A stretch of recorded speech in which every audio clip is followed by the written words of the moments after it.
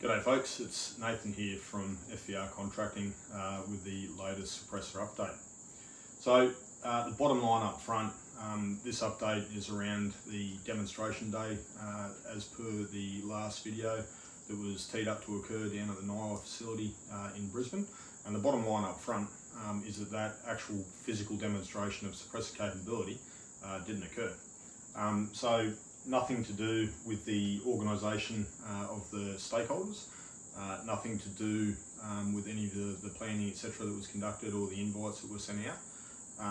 What actually occurred was that Queensland Weapons Licensing pulled the permission to conduct the demonstration on the night prior to the demonstration after hours, so that no one was informed till the following day. As you can imagine, that was a fair stuff round given the significant travel that a number of us had conducted, and I would suggest is a fairly disingenuous approach by that organisation. So it remains unclear at this stage whether that was driven actually at the weapons licensing level or it came from an alternate source, but I'm not going to speculate on that. It is what it is. So despite the actual demonstration, the physical demonstration of suppressor capability itself not occurring, what did occur was that all of the stakeholders who've been involved in this issue still attended.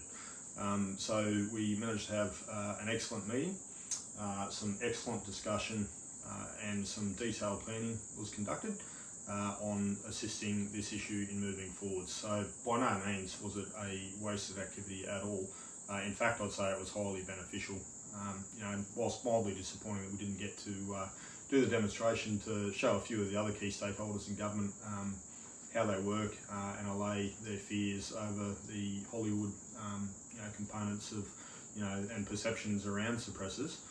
We still got a fair chunk of important work done while we're there on the ground, and fantastic to put some faces to the names of the key stakeholders that have been involved in this process to date.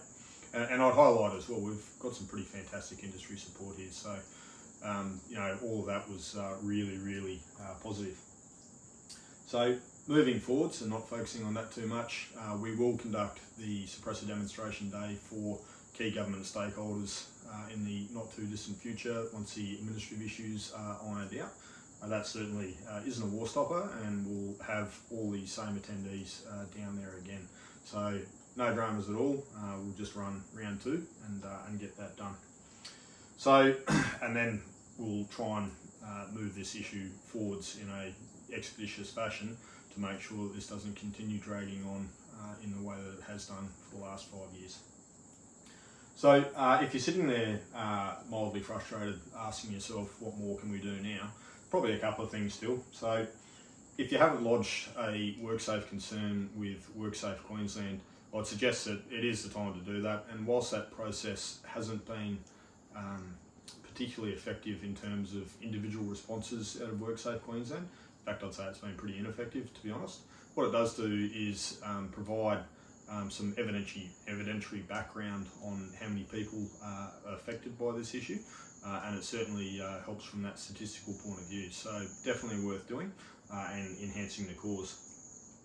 The other thing that might be prudent at this point of time, if you're inclined to do so, is to get going with a little bit of letter writing, potentially to your local Member of Parliament, and specifically to the Queensland Police Minister's office for the Queensland Police Minister himself, to articulate your concerns over how long this process is taking in terms of removing suppressors out of Category R, putting them into an alternate category that is more suitable, and then enabling a permit system so that occupational users of suppressors can use them in occupational roles to mitigate the significant issue of firearms noise exposure to those that work with firearms on a regular basis.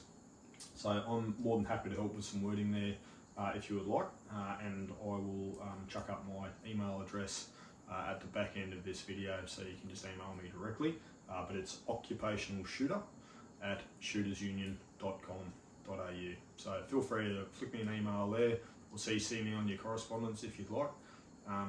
Essentially I don't want to draft your letters for you because it needs to have that little bit of individual style and flair as it relates to your business, but it certainly at this point would be helpful to help the Police Minister's Office understand the number of people who are interested in the issue and the gravity of the issue as it relates to you.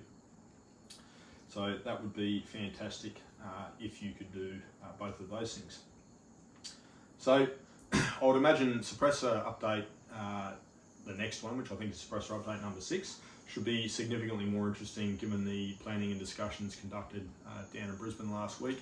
It really was a worthwhile activity, and yeah, as I said earlier, fantastic to have had that really capable group of people come together and look forwards in terms of fixing this issue fairly shortly. The next update will be probably in a couple of weeks' time when we've got some further info on some of those processes and how they've gone ahead.